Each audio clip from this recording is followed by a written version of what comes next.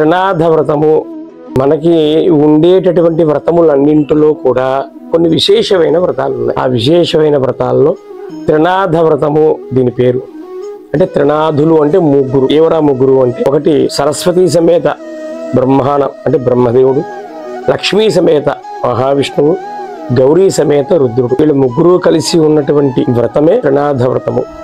అంటే మరి దీని యొక్క విశేషం ఏమిటి అని మనం చెప్పుకున్నట్లయితే, బ్రహ్మ అంటే సృష్టికర్త బ్రహ్మ, మహావిష్ణువు స్థితికారకుడు. అంటే మనిషిని పుట్టించడం వరకు మాత్రమే బ్రహ్మ యొక్క పని. పుట్టిన తరువాత అతను ఉండేటటువంటి జీవన విధానము ఎలా ఉండాలి, అతను కోటీశ్వరుడుగా ఉండాలా, లేకపోతే అత్యంత దరిద్రాన్ని అనుభవిస్తున్నట్టుగా ఉండాలా, అసలు మనిషి జీవితంలో ఏ ఏ వస్తువులు, ఏ ఏ ఉపయోగాలు, ఏ సమయంలో ఎప్పుడు మనకి ఎలా అందాలి అంటే మొత్తం అంతా కూడా స్థితికారకుడైనటువంటి మహావిష్ణువు మరణాంతం లోపు వరకు కూడా మనకి అన్ని రకములైనటువంటి సుఖాలని, శుభాలని, సౌభాగ్యాలని అందించేటటువంటి విష్ణువు మహావిష్ణువు అయిన తర్వాత ఇంకా మరణము అన్నది ఏ జీవికైనా తథ్యం.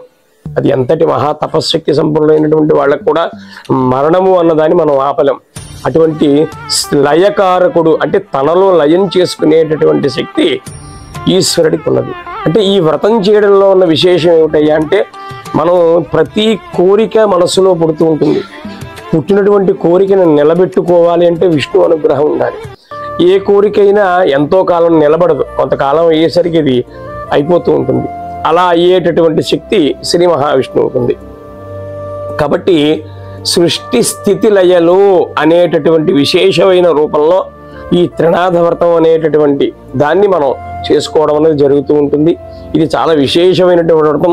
3 కలశల్లో ఆ యొక్క స్వామిని ఆవాహన చేసి 3 మట్టి ప్రమిదల్లో దీపాలు వెలిగించి ఆ కలశల మీద ఆ యొక్క కొబ్బరికాయలు అన్నీ కూడా ఉంచుకుని మనం యొక్క వ్రతాన్ని చేస్తూ ఉంటారు.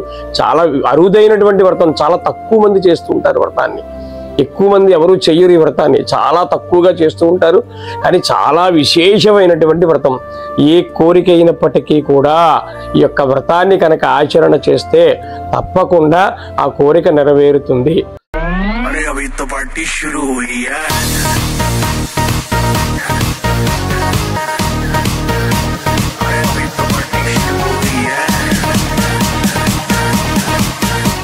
దండలు అలా మార్చుకోవడంలో ఒక విశేషం ఉంది. ఏమిటి అంటే విశేషం, భగవంతుడు మనకి ఇచ్చినటువంటి జ్ఞానేంద్రియాలు, పంచేంద్రియాలు, మనకి భగవంతుడు ఇచ్చినవి 5 ఇంద్రియాలు: కన్ను, ముక్కు, చెవి, నాలుక ఉన్నటువంటి అవయవాలన్నీ కూడా. అయితే ఈ ఉన్నటువంటి ఈ అన్ని అవయవాల్లో కూడా చాలా ప్రధానమైనటువంటిది నోరు. అంటే నోట్లోంచి మనకేమొస్తూ ఉంటుంది, మాట వస్తూ ఉంటుంది. అంటే ఈ మాట అన్నది చాలా ప్రధానమైనటువంటిది. ఈ మాట మనకు ఎక్కడి నుంచి వస్తుంది, కంఠంలోంచి వస్తూ ఉంటుంది. ఎందుకోసం దండలు వేసుకుంటూ ఉంటారంటే, ఆ పుష్పములన్నీ చక్కగా అలంకరించి అనేక రకాలైనటువంటి సువాసన భరితమైనటువంటి పుష్పాలు, ఆ పుష్పములన్నీ చక్కగా మాల కింద కట్టి మన మెడలో కంఠానికి వేస్తూ ఉంటారు. ఆ మెడలో వేయడం వల్ల నువ్వు ఏ మాట మాట్లాడినా ఒక పుష్పం నుంచి వాసన ఎంత చక్కగా వస్తుందో, వివాహం చేసుకునేటటువంటి దంపతులు ఇద్దరికీ కూడా భార్య చక్కగా మాట్లాడాలి, భర్త కూడా అంత చక్కగా మాట్లాడాలి.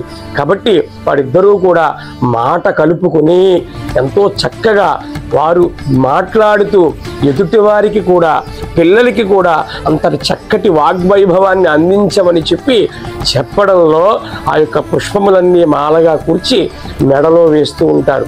అంత విశేషమైనటువంటి ప్రక్రియ ఆ పుష్పాలన్నీ గుర్చి మెడలో వేసుకోవడం అంత విశేషం ఉంటుంది. సూక్ష్మంగా చెబుతాను.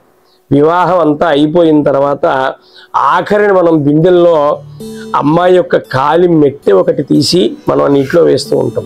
అలాగే ఆ మావగారు ఇచ్చినటువంటి బటు అంటారు దీన్ని, అది మధుపర్క ప్రాసనంలో ఇస్తూ ఉంటారు. బంగారం ఉంగరం ఒకటి, ఆ ఉంగరాన్ని మనం ఆ బిందులో వేసి వాళ్ళ చేత తీయిస్తూ ఉంటాం. అంటే అర్థం ఏమిటి అంటే, ఒకటి ఇందులో ఒక చిన్న అంతరార్థం ఏమిటంటే, అంతవరకు కూడా సుముహూర్త కాలం వరకు కూడా ఒకరినొకరు చూసుకునేటటువంటి ప్రక్రియ వివాహంలో లేదు. అది మొట్టమొదటి పాయింట్. తర్వాత ఒకరి మీద ఒకరు భుజాల మీద చెయ్యి వేయడం కానీ, చేతులు పట్టుకోవడం కానీ ఇలాంటి ప్రక్రియ ఏది కూడా సుముహూర్త కాలం ముందు వరకు కూడా వివాహ ప్రక్రియలో లేదు. అది చేయడానికి వీలు లేదు. వివాహంలో శాస్త్రంలో అది ఒప్పుకోదు. కాబట్టి మొట్టమొదటిసారిగా అతను వివాహంలో సుముహూర్త సమయంలో పాణిగ్రహణము అంటారు.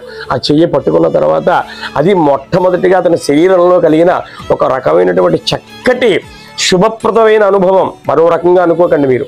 అదేవిధంగా వివాహంలో కూడా మనకు ఆ బిందుల్లో చేతులు పెట్టించి ఒకరి చేత ఒకరు చెయ్యి పట్టుకుని బంగారము అలాగే వెండి కాలి మెట్టి తీస్తారు. ఈ కాలికి మెట్టెలు పెట్టడంలో కూడా చాలా విశేషం ఉంది. కాలికి మెట్టెలు ఎందుకు పెడతారు అంటే శరీరానికి కామ కోరికలు కలిగించేటటువంటి తత్వం అంతా కూడా కాలి వేళ్లల్లో ఉంటుంది. అటువంటి కోరికలు తగ్గించడానికి ఆ కాలికి ఉండేటటువంటి మెట్టెలు పెడతారు. ఇది ఒక అంతరార్థం. ఇంకా చాలా విశేషాలు ఉన్నాయి అందులో, అది పెడుతూ ఉంటారు. అలాగే సువర్ణము అన్నది మనం వేలికి పెడుతూ ఉంటాం. అలాగే అమ్మాయి వెండిలా ఉండాలిట, అబ్బాయి బంగారంలా ఉండాలిట. అంటే బంగారంలో ఉండడం అర్థం ఏమిటి? ఒకవేళ అమ్మాయి ఏదైనా చిన్న చిన్న పొరపాటులు జరుగుతున్నప్పటికీ కూడా అమ్మాయి చాలా చక్కగా అమ్మాయిని అర్థం చేసుకుని అతని జీవితాన్ని గడుపుతూ బంగారంలో అతను చూసుకుంటూ ఉండాలట అమ్మాయిని. అందుకోసం అని చెప్పి ఆ బంగారాన్ని అబ్బాయి చేతికి పెడుతూ ఉంటారు, జాగ్రత్తగా చూసుకో నాయనా అని.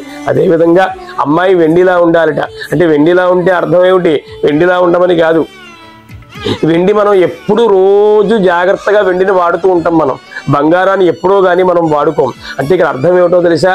భార్య ఎన్నో పనులు చేస్తూ ఉంటుంది. తెల్లారి లేస్తూ ఉంటే ఒక్క పని కాదు ఆవిడ చేసేటటువంటి పని, అన్ని పనులు చేస్తూ ఉంటుంది. కాబట్టి ఆ శరీరానికి అలసట కలిగినప్పుడు బంగారం అయినటువంటి భర్త ఆమెను జాగ్రత్తగా చూసుకుంటూ అన్యోన్యంగా జీవితాల్లో ఏ ఇబ్బందులు లేకుండా ఒడిదుడుకులు లేకుండా జీవితం అంతా కూడా బంగారము వెండి ఎలా అయితే ఉంటాయో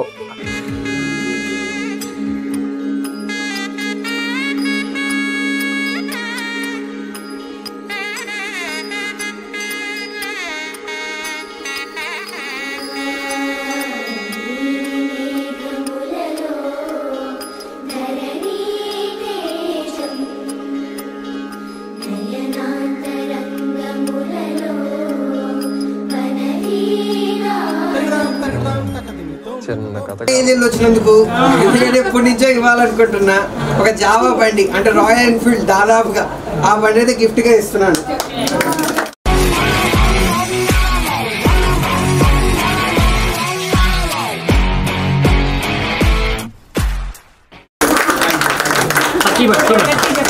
మా అమ్మగారికి ఏ 25 ఏళ్ళ కుర్రోడు అమెరికా వెళ్ళినా కానీ చేయలేని ఘనత నేను చేస్తున్నాను. మా అమ్మగారికి ఒక రియల్ ఇల్లు కొనిపెట్టేస్తున్నాను. రియల్ ఇల్లు పైన అపార్ట్మెంట్లో పైన ఫ్లాట్ కూడా మేము తీసుకున్నాం. దానికి కంప్లీట్గా నేనే తీసుకున్నాను బాధ్యత మొత్తం. కంప్లీట్గా నేనే కొన్నాను. అది మా అమ్మగారికి 25th యానివర్సరీ కింద గిఫ్ట్ కింద ఇస్తున్నాను. 401.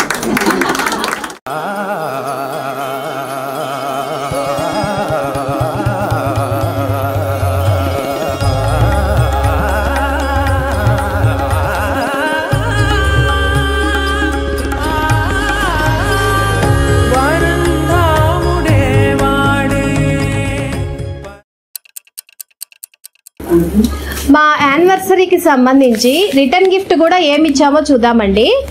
2 పండ్లు, బ్లౌజ్ పీస్, పసుపు కుంకుమ పండు, నెక్స్ట్ ఒక సిల్వర్ ఐటమ్ అండి. చక్కగా బాక్స్లో ప్యాక్ చేసి రోజ్ వుడ్ మీద కుందులు అండి. ఈ స్టైల్ మీరు మా వెబ్సైట్లో చూసే ఉంటారు. ఆ స్టైల్ చక్కగా మా పౌచ్లో ప్యాక్ చేసి వచ్చిన ముత్తైదులకి రిటర్న్ గిఫ్ట్ ఇచ్చామండి. మా బ్యాగ్లో ప్యాక్ చేసి ఇచ్చాము.